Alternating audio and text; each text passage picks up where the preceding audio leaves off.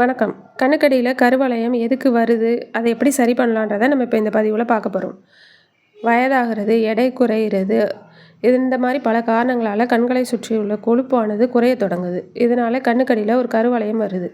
இது போக மன அழுத்தம், கவலை, ரொம்ப நேரம் நம்ம மொபைல் ஃபோன் பார்க்குறது, அப்புறம் கம்ப்யூட்டர் பார்க்குறது, சரியாக தூங்காமல் இருக்கிறது, உடம்புல உள்ள நீர் சத்து குறையிறது, இந்த மாதிரி ரீசன்லாலேயும் நம்மளோட கண்கள் பலவீனமாகுது. இதனால் அது பொலிவிழந்து ஒரு விதமான கருமை தோற்றம் உருவாகுது. இதில் எது உண்மையான காரணன்றதை நம்ம தான் கண்டுபிடிக்கணும். அதை கண்டுபிடிச்சி அதுக்கேற்ற மாதிரி நம்மளோட உணவு பழக்க வழக்கங்களை மாற்றிக்கணும்.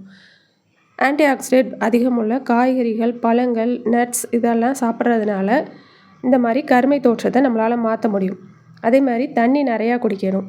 என்ன ரீசன் தெரியாமல் நம்ம அதுக்கு கீழே ஏதாவது மருந்து இதெல்லாம் போடும்போது அப்போதைக்கு மட்டுமே கேட்குமே தவிர எல்லா நேரமும் அது சரியாகாது.